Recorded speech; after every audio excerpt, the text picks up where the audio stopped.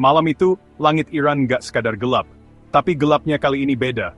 Bukan karena awan atau malam biasa, tapi karena 50 jet tempur Israel memekik di atas kepala, menebar 100 amunisi seperti badai logam dari neraka. Israel bilang ini operasi defensif. Tapi rakyat dunia tahu, yang jatuh bukan rudal pertahanan, yang jatuh adalah bom-bom penghancur ke atas fasilitas-fasilitas strategis Iran. Target mereka jelas pusat komunikasi militer, radar peringatan dini, gudang amunisi, bahkan area sipil yang katanya terduga jadi pos logistik.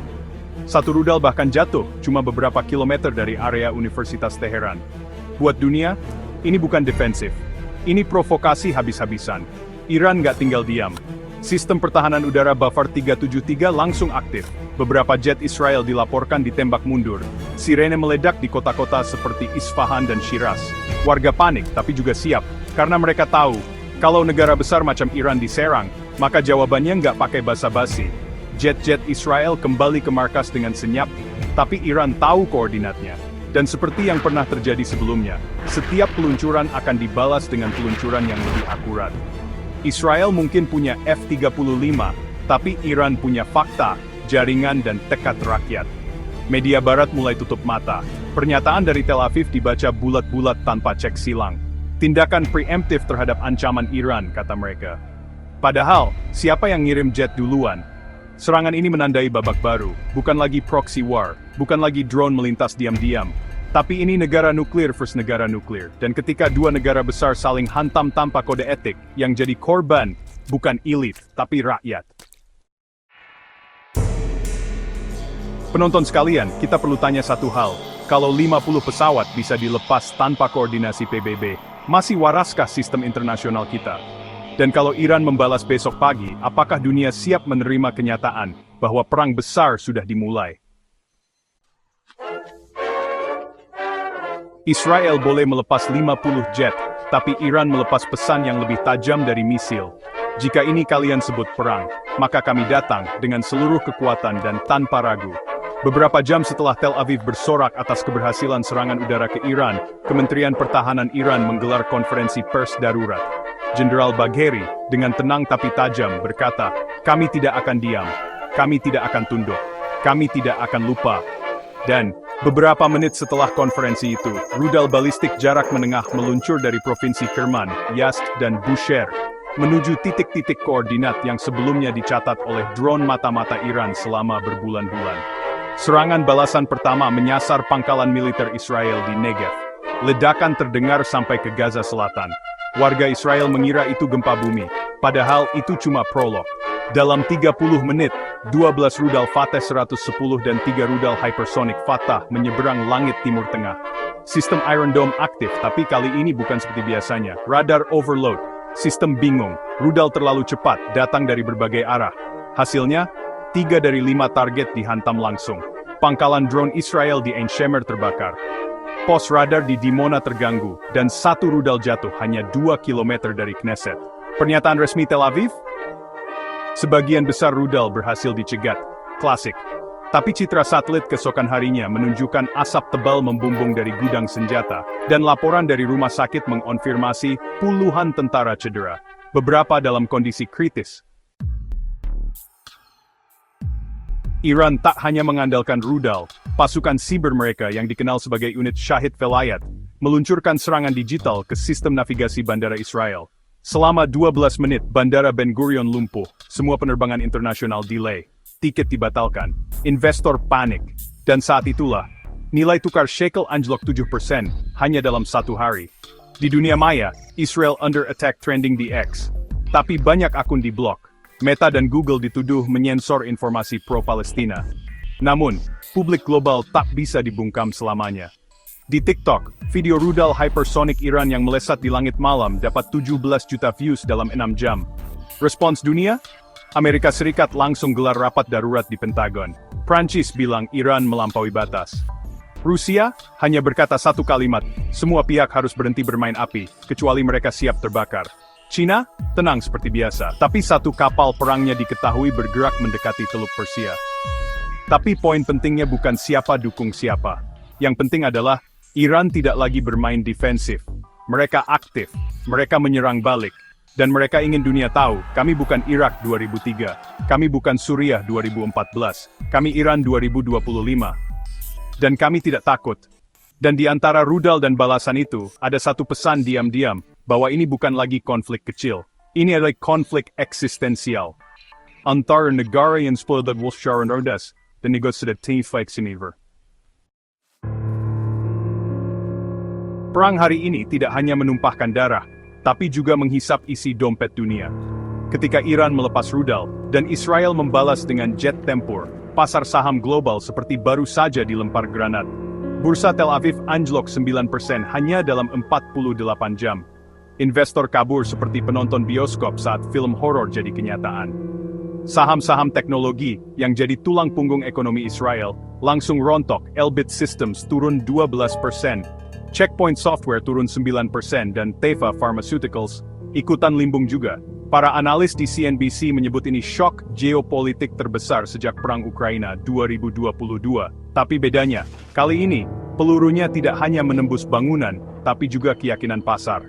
Di Washington, nilai dolar terguncang. Indeks DXY turun 2% setelah berita pangkalan Amerika Serikat di Qatar diserang. Investor mulai alih aset ke komoditas aman. Harga emas melonjak $1.455 per ons. Harga minyak mentah Brent naik ke $112 per barel, tertinggi dalam 2 tahun terakhir. Dan setiap lonjakan itu membawa efek domino ke dapur rakyat kecil. Bayangkan saja, harga BBM naik, tarif listrik ikut terdongkrak, logistik terganggu, inflasi mengendap pelan-pelan, sampai rakyat bilang, kok makin sesak ya hidup ini. Di sektor energi, Iran memegang kartu as. Sebagai produsen utama minyak di Timur Tengah, mereka bisa membuka atau menutup keran minyak kapan saja. Dan kini, sinyal mereka jelas. Jika kami diserang, jangan salahkan kami bila Selat Hormuz kami segel. Kalimat itu bikin pasar global langsung demam tinggi. Karena, 20% perdagangan minyak dunia lewat Selat Hormuz. Kalau disumbat, dunia bakal lihat harga minyak naik ke angka $150 per barel hanya dalam semalam. Bank sentral negara-negara Eropa mulai gelisah. ECB bahkan mengadakan emergency meeting. Euro melemah, franc Swiss melonjak. Sementara di Asia, pasar saham Jepang dan Korea Selatan ikutan turun, karena investor global mencium bau resesi yang disebabkan bukan oleh virus, tapi oleh rudal balistik. Cryptocurrency, Bitcoin sempat melonjak ke $78.000 karena investor kabur dari saham dan dolar. Tapi kemudian turun drastis 12% setelah Amerika Serikat mengisyaratkan kemungkinan kontrol ketat terhadap transaksi lintas negara. Ironis, pelarian dari perang dunia nyata berakhir di medan perang digital. Di dalam Israel sendiri, efek ekonomi lebih tragis. Warga antre di SPBU, ATM dibatasi, beberapa outlet besar mulai menutup operasi untuk sementara. Wisata, tamat, pesawat-pesawat dibatalkan, investor asing menarik dana mereka, dan pengangguran mulai naik. Satu rudal Iran sama dengan hilangnya ratusan miliar shekel dalam aset dan kepercayaan. Dan itu belum bicara soal biaya militer dan pemulihan infrastruktur. Tapi ini bukan hanya kerugian angka, ini adalah keretakan sistem. Dunia dibangun dengan asumsi negara kuat tidak akan diserang. Tapi Iran membuktikan bahwa kekuatan hanyalah soal persepsi. Dan persepsi bisa dihancurkan, sama seperti bunker yang kena rudal Fatah. Di sisi lain, Iran tidak sepenuhnya untung. Sanksi makin menekan, ekonomi mereka tetap di bawah tekanan. Tapi satu hal yang membedakan, Iran sudah terbiasa dihukum. Sudah lebih dari 40 tahun mereka disanksi. Dan hari ini mereka bilang, kalau dunia tak beri kami tempat di meja perundingan, maka kami akan mengetuk dengan rudal. Di balik layar LED Pentagon, di balik setelan jas para senator Amerika Serikat, dan di balik senyum palsu sek NATO, ada kegelisahan yang gak bisa ditutupi. Iran menyerang, Israel porak-poranda. Dan kita harus bilang apa ke publik dunia? Washington DC, pukul 3:42 dini hari. Presiden Amerika Serikat dikabarkan menggelar rapat darurat dengan Dewan Keamanan Nasional. Topik rapat, meninjau ulang strategi di Timur Tengah. Bahasa lembut untuk menyembunyikan panik akut. Karena, selama lebih dari 40 tahun terakhir, hanya Amerika Serikat dan sekutunya yang boleh menjatuhkan bom.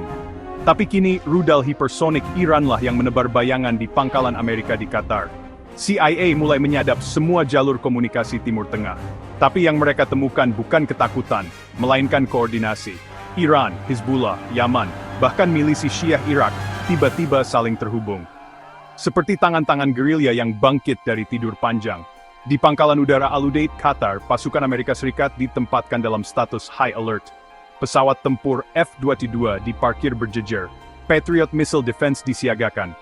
Tapi tetap saja, beberapa jam setelah Iran meluncurkan rudal, pangkalan ini terguncang. Tembakan presisi, ledakan minimalis tapi simbolis. Iran bilang, kami tahu posisi kalian. Di Brussels, markas NATO sunyi tapi padat. Bukan karena libur, tapi karena rapat tertutup berlapis-lapis, yang isinya cuma satu. Apakah NATO akan terbakar jika Israel main kasar? Dan kalau Iran melibatkan Rusia dan Tiongkok, kita siap nggak? Pertanyaan itu membuat wajah para jenderal NATO lebih pucat dari helikopter Apache yang belum dipanaskan. NATO tahu satu hal, mereka kalah secara moral. Dunia sudah lelah melihat mereka selalu membela Israel, bahkan ketika Zionis membombardir kamp pengungsi dan rumah sakit.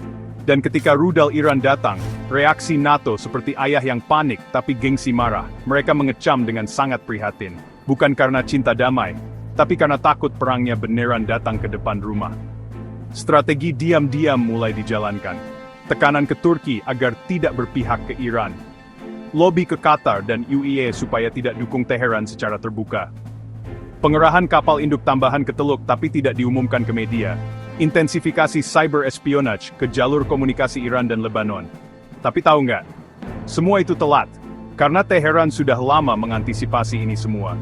Dan kini mereka menyerang, bukan dengan emosi, tapi dengan perhitungan yang mengerikan. Di think tank elit Amerika Serikat, para analis mulai berani membisikkan narasi yang dulu dianggap tabu. Bagaimana jika Iran memang sudah jadi kekuatan super regional yang tak bisa dijatuhkan? Dampaknya, dukungan publik Amerika Serikat ke Israel turun drastis. Demonstrasi pro-Palestina pecah di 20 kota Amerika Serikat. Media alternatif meledak trafiknya. Dan Pentagon mulai kebanjiran surat penolakan wajib militer. Rakyat mulai sadar, ini bukan sekadar konflik agama atau ras. Ini tentang imperium yang takut kehilangan kendali. Lucunya Barat tetap mencoba narasi lama. Iran teroris. Iran bahaya. Iran ancaman bagi perdamaian dunia. Tapi dunia sudah berubah. TikTok, YouTube, Telegram, semuanya jadi medan perlawanan narasi.